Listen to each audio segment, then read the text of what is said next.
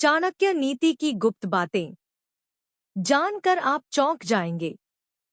गुप्त रखने वाली पहली बात, अर्थनाशन मनस्तापन गृहिणी चरितानी च नीचवाक्य चापमानम मतिमान प्रकाशेत।